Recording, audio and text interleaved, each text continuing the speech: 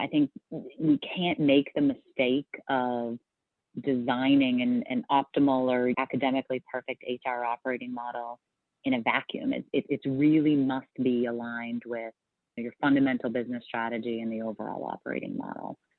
Don't conduct your analysis in isolation because data is so incredibly powerful. Not defending just the tribe, but defending the organization. Those creative people that you really want to keep empowered, keep excited, keep motivated, keep thinking. A good experience pays dividends down the line. Stereotypes tend to break down in proximity. Welcome to We're Only Human, a podcast about human resources, business, technology, and the workplace. My name is Ben Eubanks, your host, and I'm so glad you're here.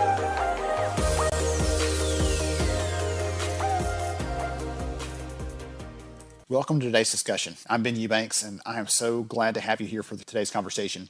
As you can tell from the teaser, we're going to talk about designing an HR function that is responsive, agile, and aligned with the business.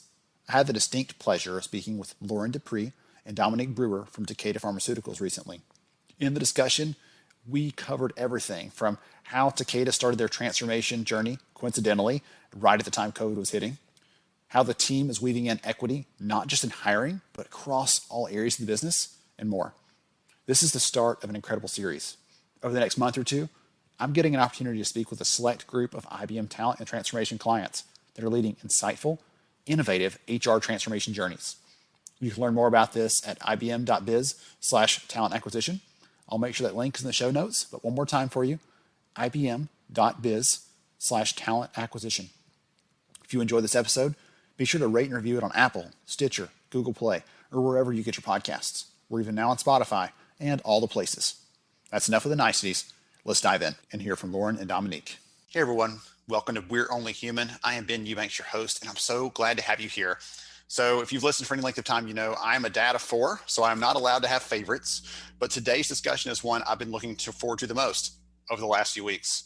We have not one, but 2 amazing and dynamic guests to share with us some of what's happening in the trenches. So if you're an enterprise HR or talent leader, grab the popcorn, get comfortable in your seat because you're in for a big treat today. I'd like to welcome Lauren Duprey and Dominique Brewer from Takeda to talk to us about some of their strategy, some of their talent, some of their approach this year of all years. And I'm excited to dig into this. Lauren, Dominique, welcome to the show. Thank you for having us. Absolutely. So let's start us off, as we always do. Let's get to know both of you a little bit. Lauren, why don't you tell us a little bit who you are and what you do? Yeah, happy to. So first, again, thank you for having us and really looking forward to the discussion. So I am the head of HR for the US at Takeda Pharmaceuticals. In that role, I oversee all of our HR strategy, including talent, organization, D&I, employee relations, really the whole spectrum of HR for our employees in the US. For those of you who may not know as much about Takeda, we have a number of business lines and in the U.S., spanning from oncology to vaccines, R&D, manufacturing. And then we really touch most geographies across the U.S. with our headquarters being located in Boston. Wonderful. Thank you for that background too, because I have to admit that I had heard the name, but had to dig in a little bit too in my research for the conversation today to make sure I was up to date on that. So Dominique, your turn, ma'am. Hi, thank you again for having me. Very excited to be a participant today instead of a listener. And I am one of the talent acquisition leaders. I currently support recruitment for the United States Commercial Business Unit and Global Commercial Business Units. And I've been with Takeda for about 4 years and work very closely with Lauren and the stakeholders to make sure that we're considered as a employer of choice. Wonderful. I love that. And we'll actually dig into some of that probably in the conversation today, talking about some of the changes you've made, some of the new approaches you've taken, things like that. So I'm really excited to dig into some of those. So to set the stage a little bit, this year, for anyone listening, it's not a surprise. This year has been a perfect storm of change in so many ways. And one of the things that we were talking about the other day, prepping for this, thinking through the things that we wanted to draw out the best parts of your story, one of the things you mentioned was this HR transformation journey that you had started right at the smack dab in the middle of this whole thing. You had planned that and it hit, the timing was either perfect or terrible. We'll talk about more which one that is, but hit right at the beginning of this. So Lauren, talk to us a little about that transformation journey on your HR, for your HR function, what that looks like and why you started that. Yeah, no, absolutely. Again, for those of you who may not know as much about Takeda, Takeda acquired Shire Pharmaceuticals approximately 2 years ago. And with that, it was really a large integration, two like-sized companies coming together, about 25,000 employees from each company coming together to be a shared. And with that, HR had a lot of work to do, as I'm sure many of them, in supporting that integration and driving it forward. But we also knew that we needed to transform ourselves as an HR function in order to support really this new organization with a new strategy, a new footprint, a new portfolio as well. But we decided to wait a bit to allow the HR function to best support the rest of the business. And so we did that really for the first year of integration. And then as we wrapped up 2019 and headed into 2020, it was our turn. We had done the work behind the scenes to evaluate really the best HR operating model for Takeda, aligned with our business strategy, looking outside the company for best practices, but I think even more importantly, looking inside to say, what is our business strategy? What is our operating model as a company? And how do we build a best-in-class HR function to really enable us to create an exceptional employee experience that would enable and support our patients and our business? And so with that, as we entered into 2020, we were ready to begin implementation of our new HR model. And we can share more specifically what that looks like later in the conversation. We actually announced that HR model in February to our global HR organization, as well as across the business. And probably all of you remember that's about when we saw COVID really beginning to emerge outside of Asia, outside of Europe, to truly impact us globally. We announced, like I said, in February, and it was only a couple weeks later that we had convened crisis committees across the company to address COVID, and that actually in mid-March that we announced globally that all of our employees, where they could, would be asked to work remotely, as well as travel restrictions, et cetera. So we really saw this perfect storm for the HR function of the midst of a new transformation that would require new organization, new capabilities, new technology, a new organizational structure, but also at a time when HR was being called upon globally, and of course in the US, to support and drive changes related to COVID that I think all of us had never seen before. So it was quite a time, as you can imagine.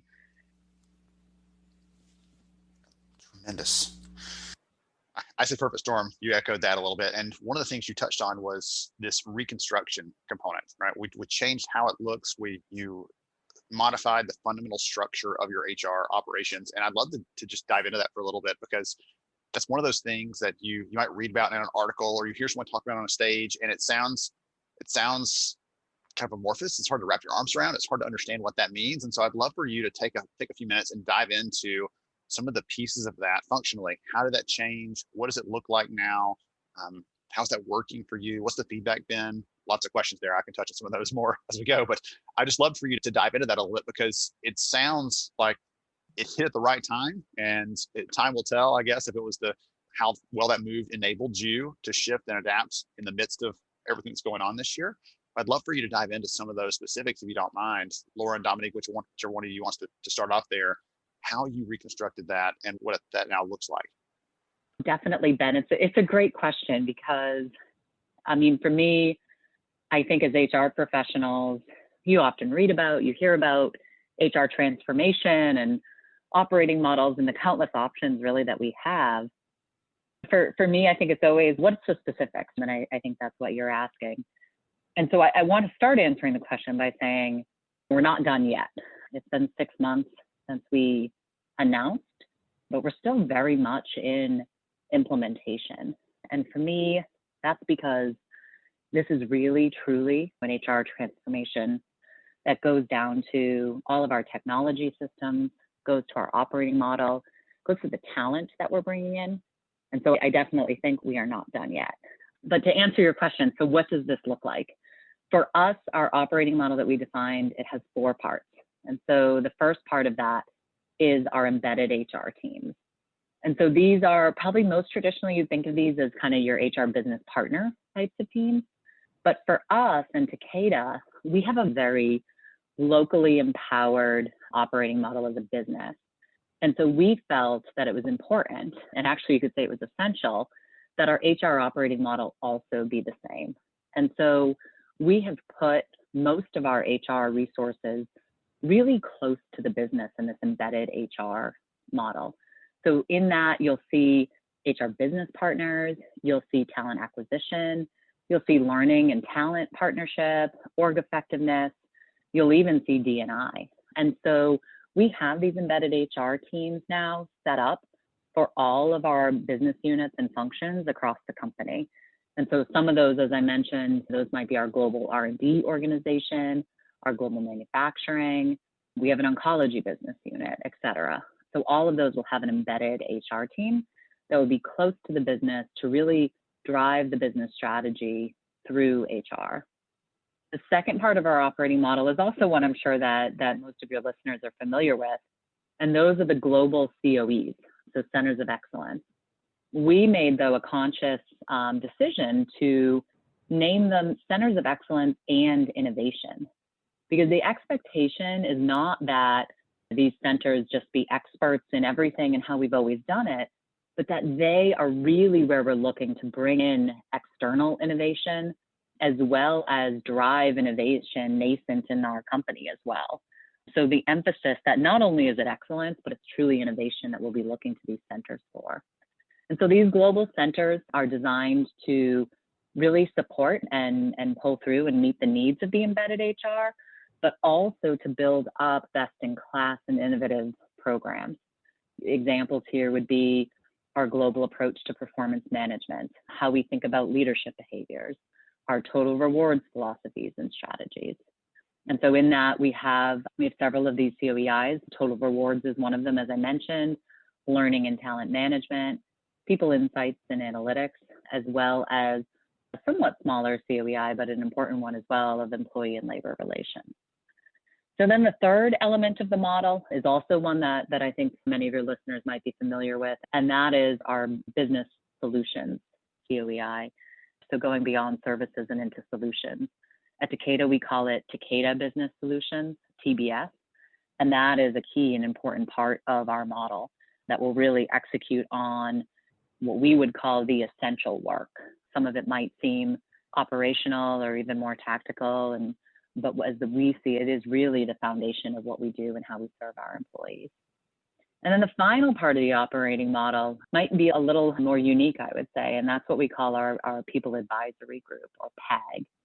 And so we will have a PAG for all of our large regions that includes employee and labor relations, diversity and inclusion, employee engagement, and employee communications, among other things.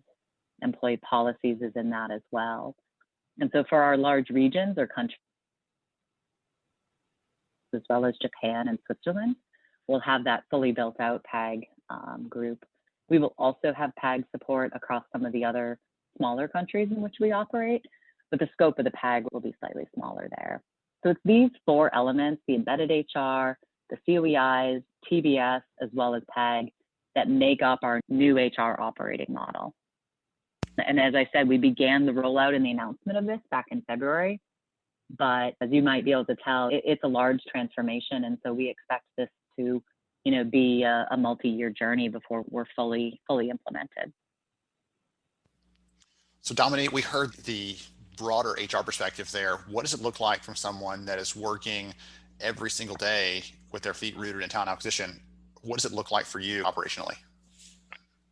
It looks very interesting, and it looks like a silver lining. And I say a silver lining because a lot of people have questioned, why would you move from a centralized model into a decentralized format? And what does that even mean? And how do you navigate through that to make sure that you're effective and efficient? And I think it's a great opportunity to really make sure that you can move into an end-to-end consultative approach and partner across all of those, primary points, both internally and externally. Attracting talent is not just about going to market, but it's also about making sure that there's that full review of the existing workforce as well. And so how we do all of this, being embedded in the business and having that direct line creates a different level of awareness that would be missed if you were remaining in a centralized type of model. And so as you're thinking about processes, policies, and programming, and adding that lens of DE&I and how you can support an inclusive work environment across all of those areas, not just from talent management and acquisition, but everything the business is doing. With the TA team being embedded in that way, it allows you to really consider a holistic approach as you're also thinking about the deployment of how that works and what that looks like. And so I think you can become more effective and have better overall relationships and partnerships to make sure that there is appropriate consideration, relationship building, pull through, and consideration, so that we do have that ability to have true end-to-end management, acquiring, retaining, and including people.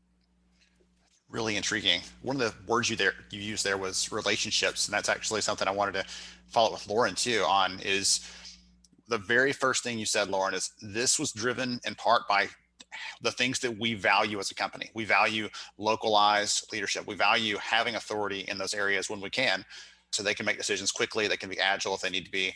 And so you've adopted an HR model that supports that, follows that by having these embedded HR leaders in these areas. And I'm curious, what has the feedback been from the business, from those partnerships, those relationships you have, as you started to push the resources into those areas to support them as they need it, instead of having to call into a COE and that being the only support they have? What's that response from them been?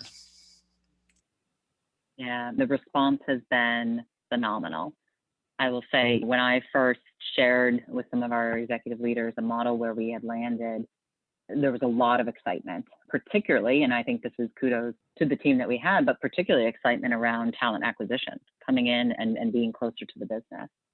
Leaders in the business really value at Takeda HR, but they value every aspect of it. They see and want talent acquisition to be part of the business team. They see the importance of that. There's really probably nothing more important for a company than who you bring in. That's who your company is. And talent acquisition is a key part of that.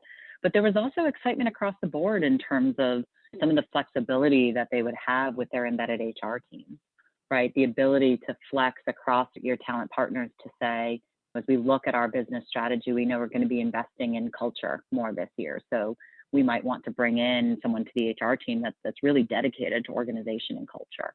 Or, as we've seen with many of the teams, an increased investment in diversity and inclusion, and the ability to, flex to that and allow the business units and functions to, bring in these dedicated resources when and where they need it, aligned with their business strategy.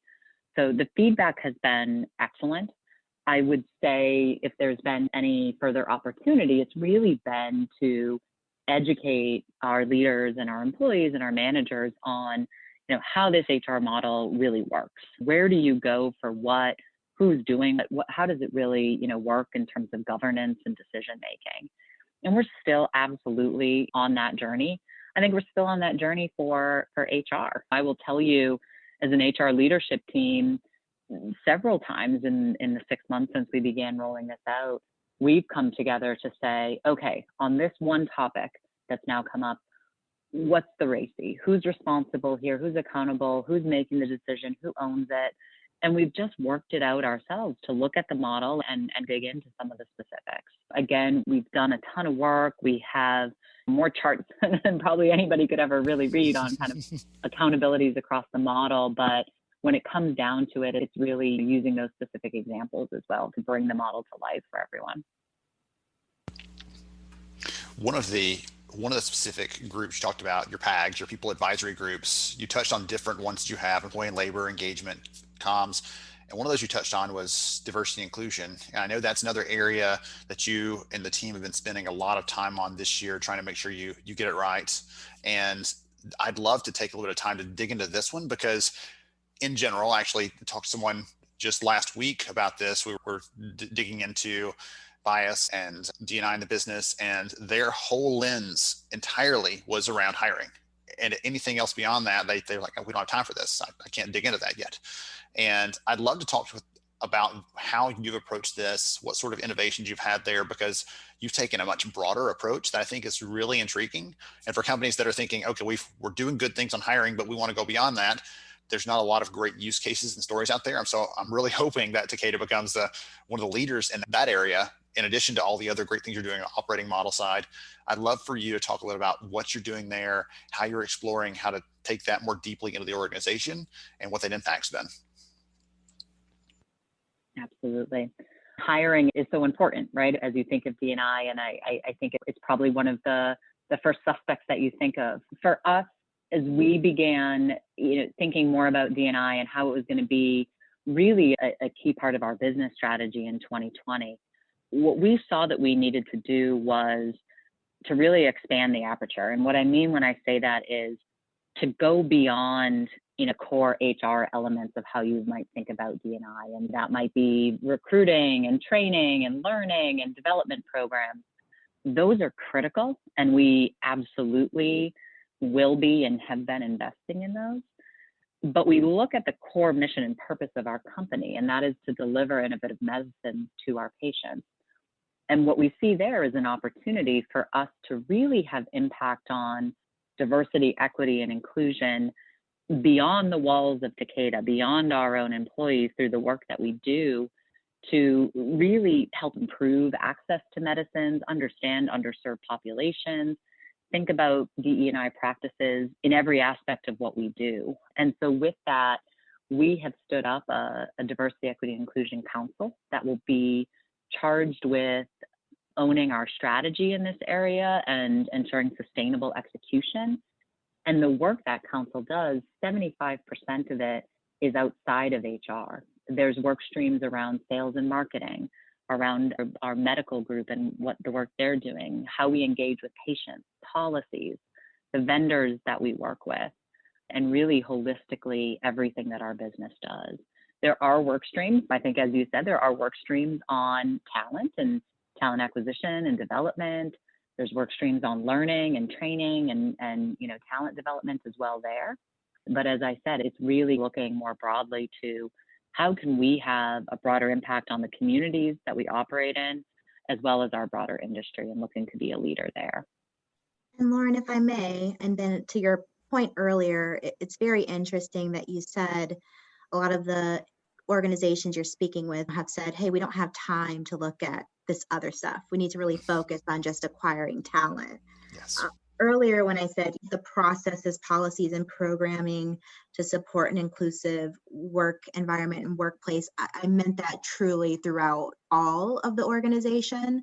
What we've been seeing with the convergence of COVID-19 and the racist things that are happening in the United States right now is that people are still looking for jobs, and that content of review has changed quite a bit, right? People are not just looking at what is the title and how much am I going to be paid, but they want to know what is the culture of the organization. And at Takeda, we're very focused on Takedaism, as we call them, the fairness, integrity, honesty, perseverance. And our president has operationalized those into patient, trust, reputation, and business. And so everything that we do starts with the patient, every single decision we make. And in the marketplace, especially our recruiting team, those are the questions that people are asking of them right now. So not just talk to me about this job, but what is the culture of the organization, of the team? What is the leadership style? What are you not only doing for your employees during this time, but what are you doing for the greater good of society? So as you think about that corporate social responsibility, that is a huge component of how people are evaluating, do I want to leave where I am? And even if they're unemployed, how might this impact my livelihood and my family? And so Takeda and the way that we've operated, and with Lauren and the executive leadership teams, focus on making sure that it's been embedded throughout everything we do. That is one of the ways that we've been able to successfully navigate through this uncharted time that we're all dealing with right now. I would say that's something we should really, implore people to look at is the rest of it, because that's super important. I want to actually ask you a follow-up, Dominique, if you don't mind. There's the thing that came to mind as you were sharing that is my favorite behavioral scientist, behavioral economist is Dan Ariely. And one of the things his research has shown is if we can show people the impact of their work, right? You're not just filling a slot as a recruiter. You're not just building a widget, but you're doing this thing and here's how it fits into the big picture. And here's the impact we're making on the world. If you can help them see that, they're willing to work so much harder. They're willing to put more effort in. They're willing to really give that effort that they wouldn't have otherwise if they thought they were just building a widget or putting a butt in the seat, as we sometimes say in recruiting. They, instead of doing that, they see the bigger picture.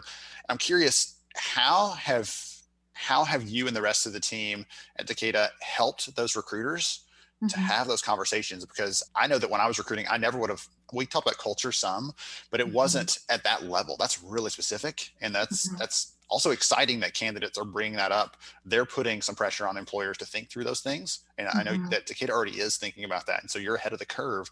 But how do you prepare your recruiting team to have those conversations and think about how to engage those candidates when they're asking things that they never have in the past? It's a great question. And I think it's one that I have to say I'm super appreciative of being a part of an organization that focuses on its people and really has done the assessment of culture. And I truly mean that it is the air you breathe or the water you swim in. And so not having to reassess who we are as an organization has allowed for people to just operate from a place of positive regard and always considering other people and how that impacts our ability to reach patients. And so when we have these conversations in recruiting, I have to say again, I'm appreciative to have such a team that is really focused on being a good representative and being open and available for people as they're looking for new opportunities. Your job is your livelihood. And so we have really been particularly focused in this being embedded into the areas that we're working from a business perspective and making sure that we understand end to end what their goals and focuses are as well, so that through that relationship and partnership, having a conversation it's an easier thing to do. It's just an inherent part of our process because that's how our culture, that's the foundation of Takeda, is that ability to be open, honest, and engaged. And when the research shows, to your end, McKinsey, Deloitte, every organization that's publishing data shows that when employees think their organization is committed to and supportive of diversity and they feel included, innovation increases, the buy-in increases.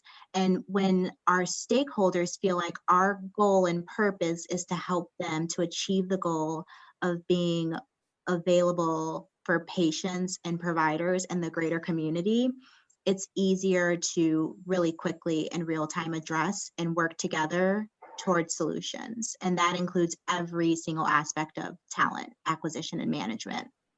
Hopefully that answers your question. Oh, it does. It does. Absolutely. I knew you'd have a good one. You'd have a good one there in your hip pocket ready to pull out. And that was a really good response to that. Because again, it's not, I didn't want someone to hear that and think, oh gosh, if someone asked that of my recruiters, I don't know how they'd respond. Guess what? You might want to start expecting that. And they call. We have open forums with the recruiting team during our calls where we just say, hey, let's take a second away from process and let's talk about what are you hearing? What's being shared with you from your stakeholders and from your candidate pools? It's not just people that might fit a mold of being an underrepresented person or protected category of individual. Everyone is asking questions that hit these areas, and it's like nothing we've ever seen before. And by having that open discussion, it helps everyone on the team to consider a different perspective. This is where diversity of thought comes in, and hearing and having these conversations and the dialogue helps them become more comfortable and prepared to have those conversations and discussions consistently. Thank you for that.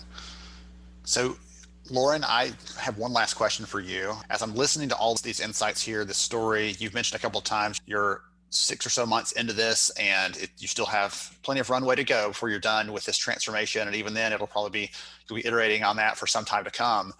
If someone's listening into this conversation today and they're thinking,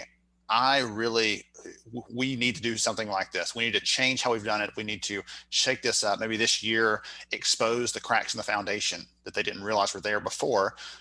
what piece of practical advice might you give someone that's listening in, that's thinking, I need to change my model? Anything that you like, either looking back now, I wish I had known this when we started, that would have been helpful, or a way that you went about how you selected the model that really fit in with the culture of the company? Any ideas or suggestions there that might help someone listening in to take the next step like you have? Yeah, absolutely. For me, and I think the success that we've had and how well the model has been received, it comes down to this, and it was front of mind as we were designing it, is keeping at the front of your mind, what is your business strategy and what is the operating model of your firm and company, and how can HR best align and drive that? I think we can't make the mistake of designing an optimal or academically perfect HR operating model in a vacuum. It really must be aligned with your fundamental business strategy and the overall operating model. I think if you get those things right, anything that you design and implement, I think will be successful. And then it's a cliche, but I think it rings true to HR from there. It's all about the people, who you bring in, how you operate, and the change management and the culture that you drive within your HR team as well. I think I am so grateful for the team that we have, and Dominique is a great example of just a fantastic HR leader who has been able to be extremely successful in the model prior and is now pivoting and innovating in the new model and really accelerating the impact that she's able to deliver as well. So I think that would be my advice. Wonderful. I love that. I love that. You always expect someone to, here's the secret that no one knows, but that's one of those things. It's like, just get down to when they say what makes a great baseball player, a great, athlete, like they just do the fundamentals. Do those things that you need to do that are hard to do, that no one else wants to do. Just do those things and it's going to work out. It's going to lead to the right outcomes there. Yeah. Dominique, I'm going to actually pitch that question over to you because Lauren gives such a great response. I can't wait to hear what you have to say. Any piece of advice for an organization, whether it's broadly, hey, we're changing our model of talent acquisition, pushing into really being responsive to those local business units, or if it's something even on the DEI side, if there's something that you'd give someone a piece of advice on how to tackle that, how to approach that, anything that you have to share here, I know the audience would love to hear. No, thank you. And Lauren, thank you for the kind comment. I'm appreciative of having such an inclusive HR leader as well that really looks at the macro and micro level and holistic views all simultaneously. That's something you don't get very often. So we're very fortunate in that. And also with our executive leaders, I would say then that cross-functional partnership and being very deliberate about making sure that you do have that representation and consideration, going through the diligence processes as you're building, and knowing that failure is inevitable, but the opportunity to learn from that and come back to the table to converge and come up with a solution that limits the impact to stakeholders and all parties. That's truly a gift. And that's something that having that model of cross-functional collaboration really provides within an organization. I think there's some places where it's done extremely well, but we all have opportunity. And that is one of the, again, gifts of Takeda, is just being set up to work that way. And so one easy thing is just making sure that if you're not working in that manner, it's a quick pivot that allows you to be more agile and make that adjustment, and it could have tremendous impact to all parties. The only other thing that I would say is that this journey of diversity, equity, and inclusion, it's a marathon, not a sprint. And I like to ascertain it more to a relay race, where you're going to have different individuals and different groups that you're handing off that baton to, and sometimes you're running side by side, and sometimes the parties change, but just really highlighting that there may be fatigue and it doesn't, work in a siloed fashion. Like, you're going to need support and collaboration and partnership. And so knowing that it's a journey, there's going to be times where there's failure, but again, that partnership will help to have a better outcome and the transparency of communication throughout that journey. It's not a one size fits all, and there will be some fatigue, but if you have that support, there will be a better outcome. So that's all I would say. Give yourself some grace in that. Give yourself some grace. I've used the word grace a lot in the last 6 months, and hopefully we'll continue to. That's one of the things we can all stand to offer a little more of and accept a little more of, probably in our daily work. I love that piece there. This really is a journey and not a destination, right? And that's tremendous. This has been such an intriguing conversation. I have taken a ton of notes in the discussion, learning from both of you. If someone wants to just broadly learn more about Takeda, the work that the organization is doing, again, as you said earlier, you're in the health space, and so you have no doubt been busy this year on the business side, in addition to all the things working on the HR side. If someone's curious or someone learn more about Takeda and the work that the organization is doing in the community, what's the best way to find that out? So you can visit takeda.com. We have a lot of information about who we are, what we do, our people, our corporate responsibility is all listed there. We have focus on patients, providers. We also have takedajobs.com if anyone is interested in finding new opportunities, and always welcome opportunity for reciprocity. So connecting via LinkedIn, would be happy to have additional conversation. Lauren, I'm not sure if there's anything you might want to highlight in addition. No, I think you covered them. I would say LinkedIn, we are pretty active there as well, posting a lot of the activities that we're doing, as well as, you know, thoughts and words from various leaders that I think give people a real flavor of who some of the real people and leaders are at the company. So check us out there, I would say, as well. Excellent. I'll make sure we get those links into the show notes. People can check that out, can follow up, can, again, just follow the work that you and the broader team at Takeda are doing.